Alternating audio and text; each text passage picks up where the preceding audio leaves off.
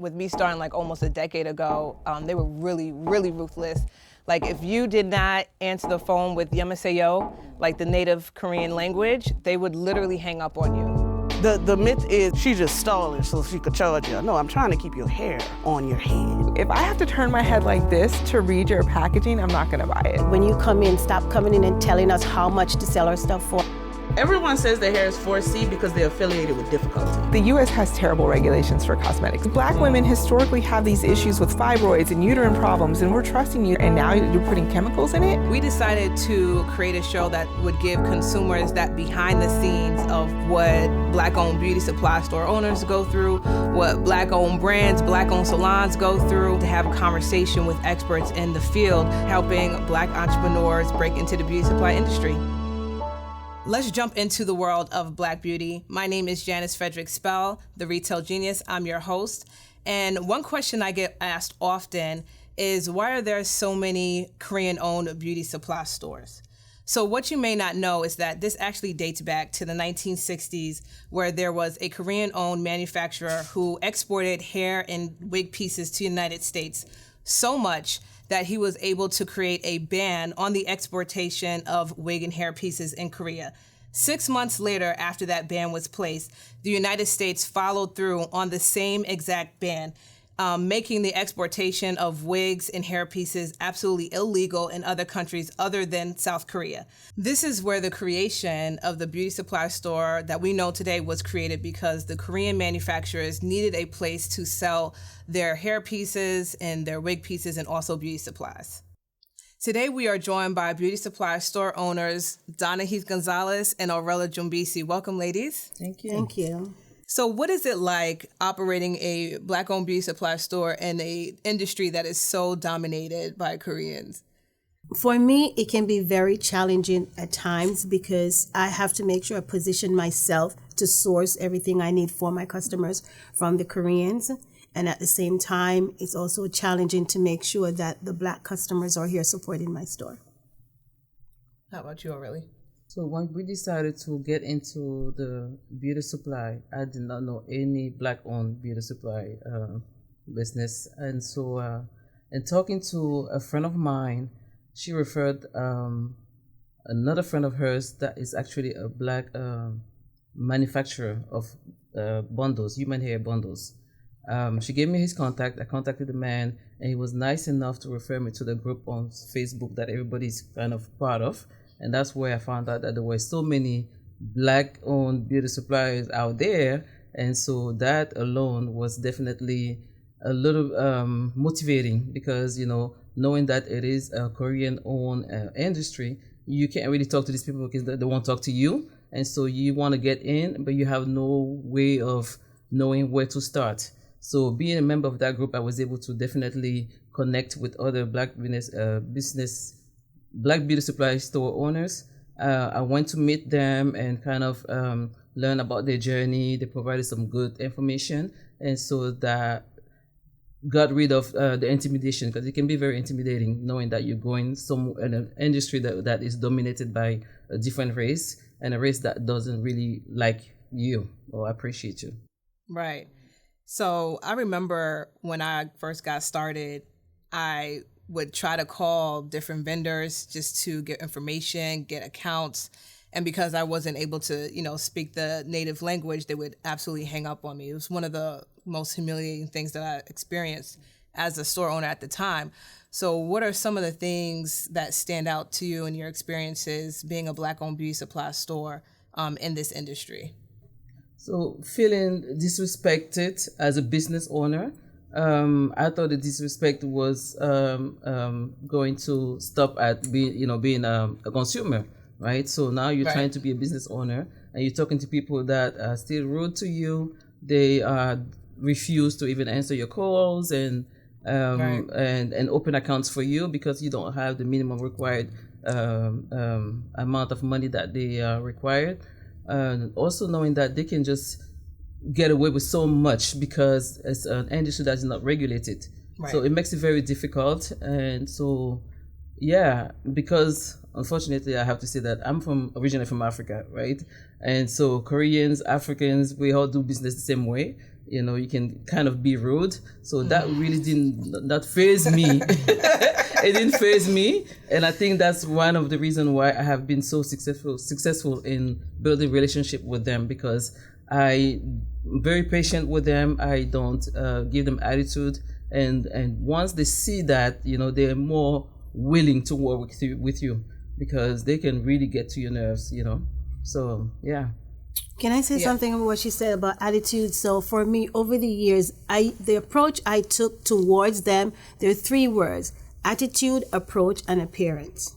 If you can master those, then that will help you build a relationship with them. So your attitude towards them has to be different. It's not like you're trying to be somebody else, but we're stepping on a different turf. And at the end of the day, we need them because they're the ones that are creating the products that our customer needs. So at the end of the day, we have to find a way to get to them, to embrace them so we can get what we want, so our Black customers will keep coming to our store. Because if we don't have it, they're not going to come to our store. So attitude plays a big part in it. Right. And one thing that I tell my clients all the time too is like, don't come into the conversation with this attitude of like, you are the enemy. Because at the end of the day, it's like we're co-workers, like we are working for these customers and we kind of have to work together. And so to have a collaborative relationship is something that you want to aim for. But sometimes that's impossible, especially with the older generation sales reps. And, I know you've had quite a few of those and they just don't even want to have any type of conversation with you at all. But I have found some success with like the Korean Americans and, understanding that, we are here, this is happening, and just having that conversation with them, like, we're going to have these products in our stores. If you sell it to me or not, I'm going to find a way to get it, especially with the hair accounts, because they don't want us to have it. And they create these rules, these radius rules that are totally bogus. So from our viewers who may not know, when we try to get accounts for our beauty supply stores, a lot of times the main reason why they don't want to open accounts for us is because there's another beauty supply store close by us that has the same account. And because they want to give exclusive rights to that store, they won't open accounts for us. But we all know that this is false information. This is not true, because there could be 2 Korean-owned stores on the same block. In New York City, there's like 4 beauty supply stores on the same block, and they all have the same products, right? And there's no radius. Clearly, there's no radius rule for them. But for Black-owned beauty supply stores, they're implementing these rules to us, and it makes it hard for us to get accounts for our beauty supply stores. I think that for them, it's okay because it's one of theirs, and they know at the end of the day, the Black customers is going to go to their store anyway, even if they have to run from one store to the next and compare prices, it's going to happen. But for us, it's a little different. And that's why I would advise people that when you're going to open up a beauty supply store, don't go close to someone else that's already existed, especially a Korean, because then you also have to put more effort in with your customers to buy from you than going to the Korean store. Or why go compete with one of your own? Don't go into business think you're going to run another Black person out of business. If you, like, for me, like a lot of the brand, the hair brand, because I've built a good relationship with them, so that I've had one that protect my territory from another Black store that was opening up, right? And if you go sometimes within 20 miles, you're asking for trouble. It's hard, then you can't get the brands that you need, and then you don't have them in your store.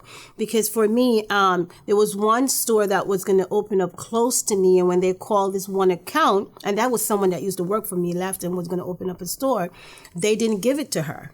My salesman called me and said, Donna, somebody is about to open up a store in the area. And I told them that we can't sell them because you're already our exclusive dealership. You have exclusive dealership contract with me.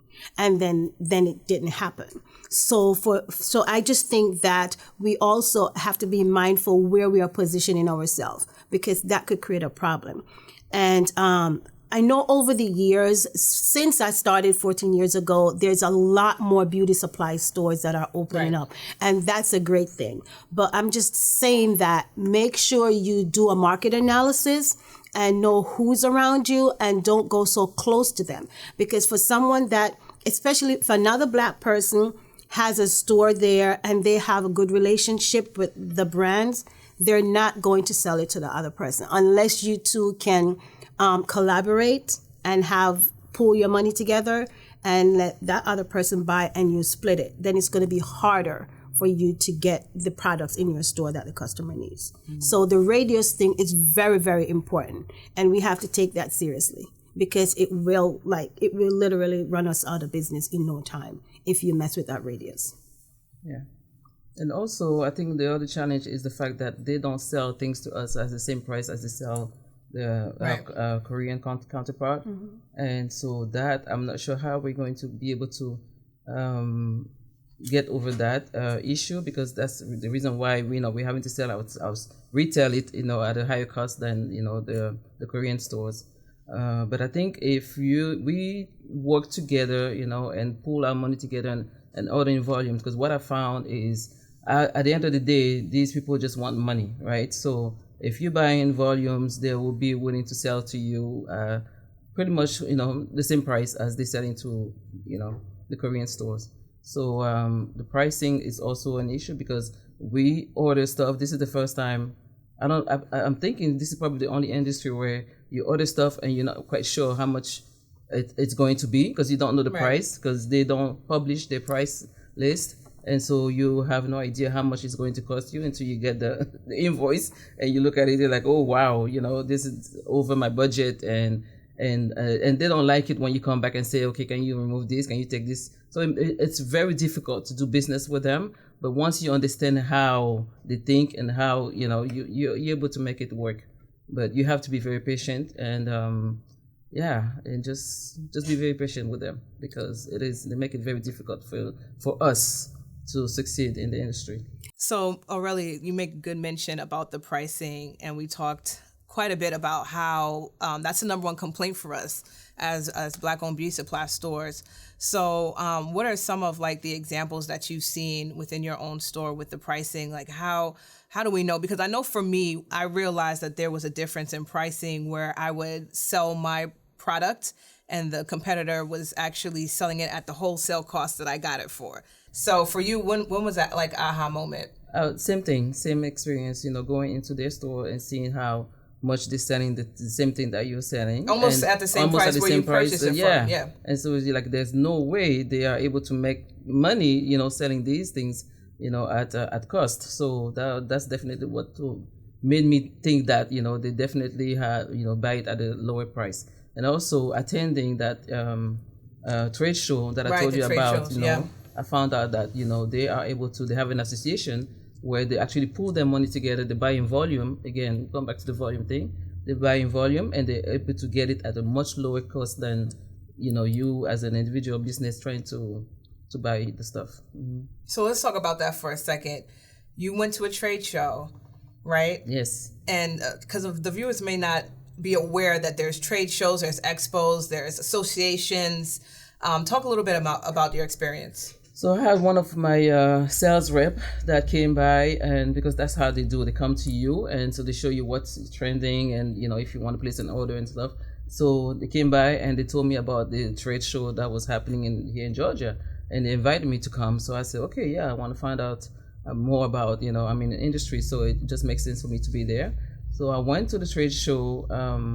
When I got there, I found out that there was a gate fee, which I didn't know. I just thought it was just open to all business owners. And so it was either pay $50 to get in or pay $100 to become a member. And so I wanted to understand what a membership benefits was for members.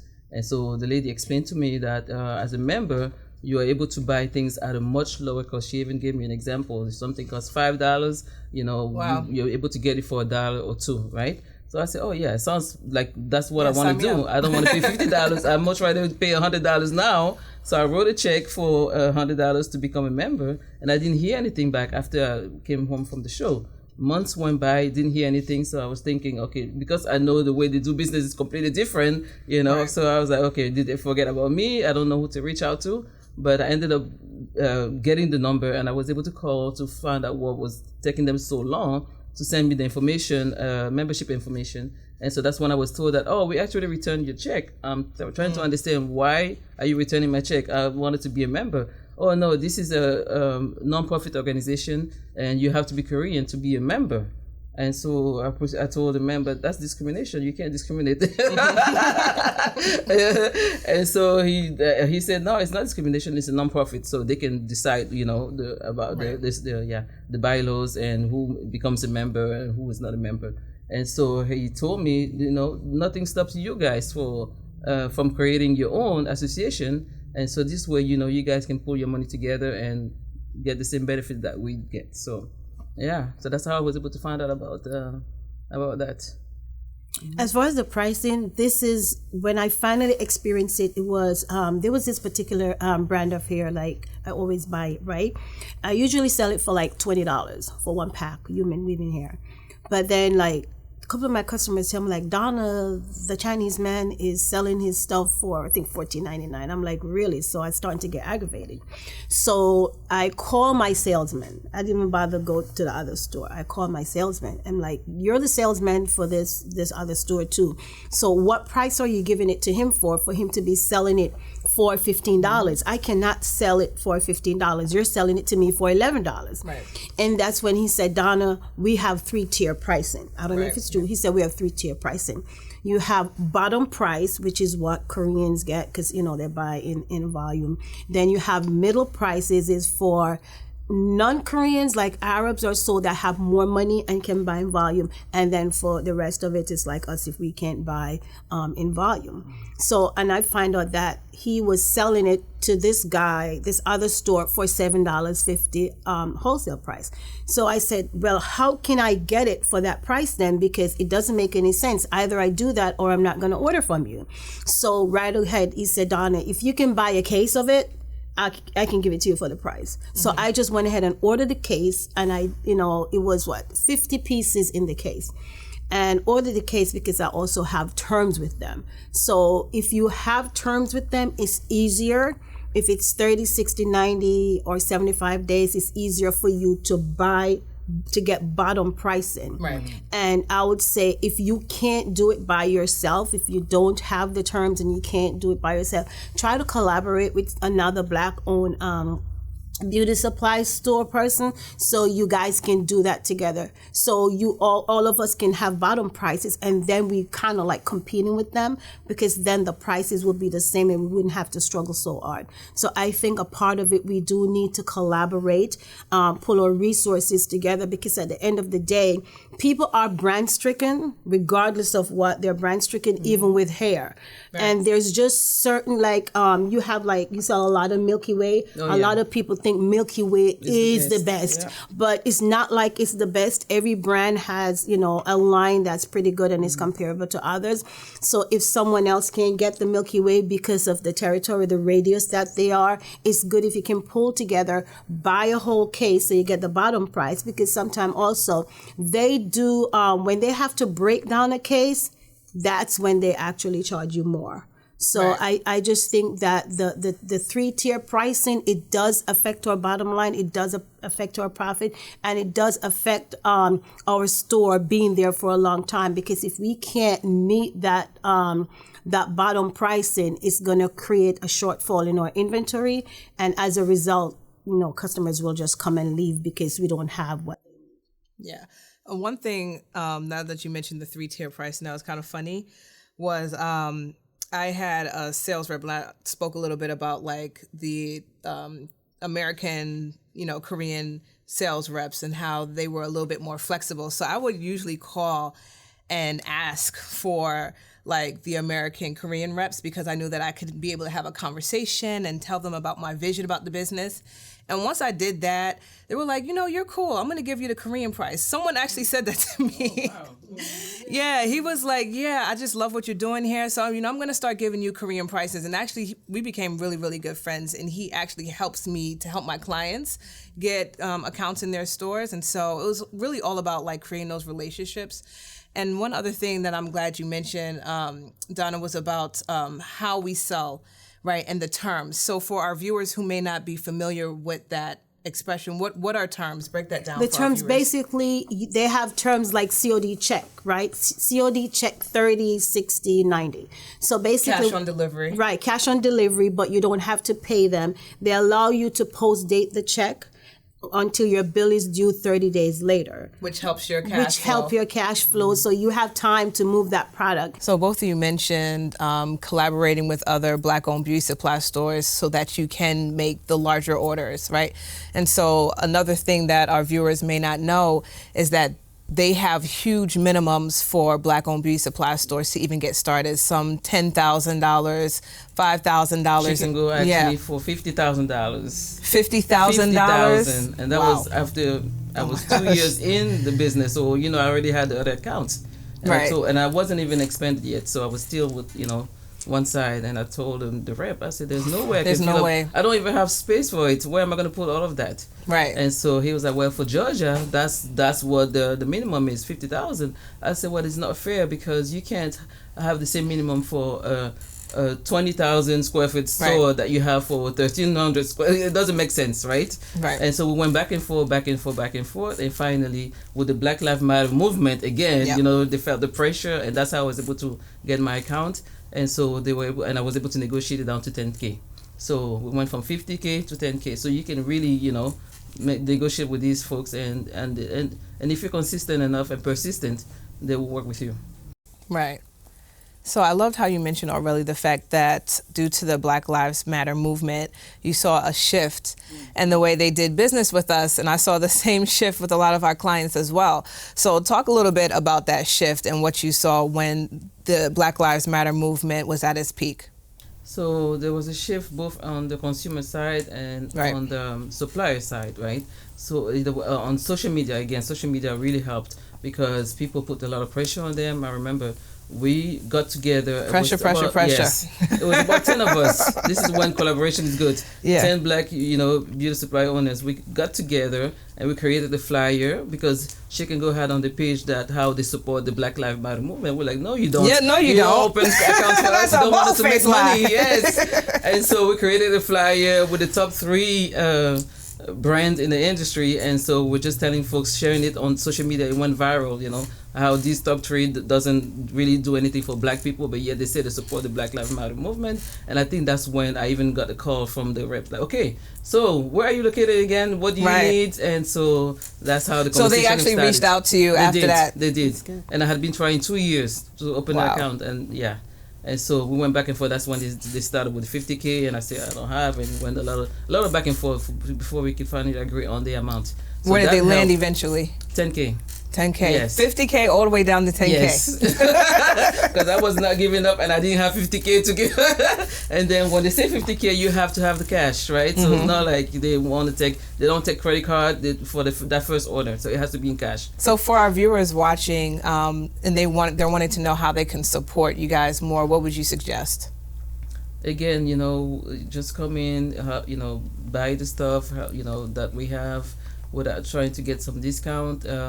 Help us, spread the word within the community, with your friends and family. The more we sell, the more we're able to sell things at a lower cost, which is our goal eventually. Because when we buy in volume, we get it at lower cost, and we're always adjusting prices in here anyway. So if we get it cheaper, we also adjust the price down.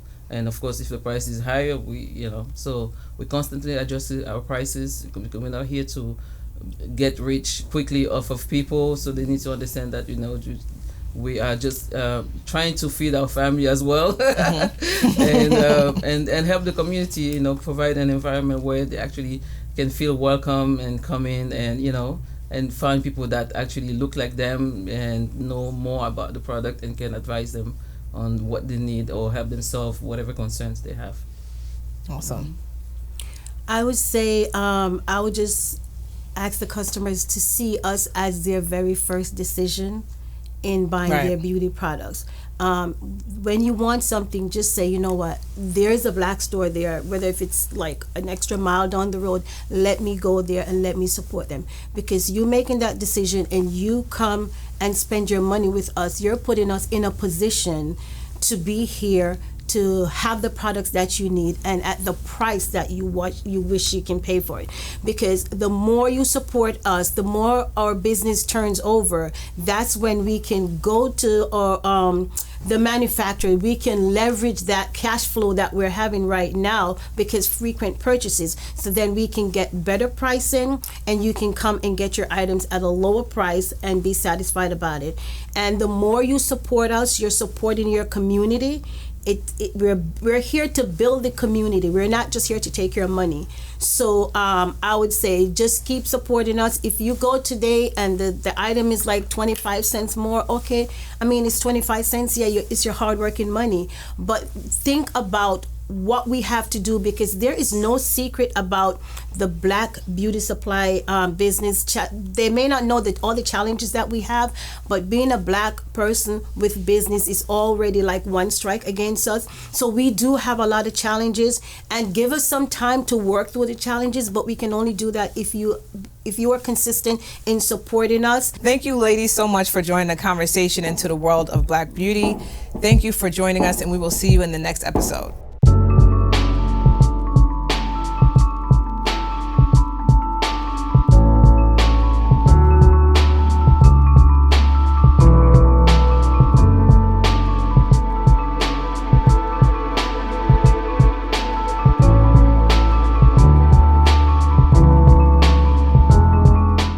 The Convo, your home for conversations on Black entrepreneurship and wealth, available on your favorite platforms.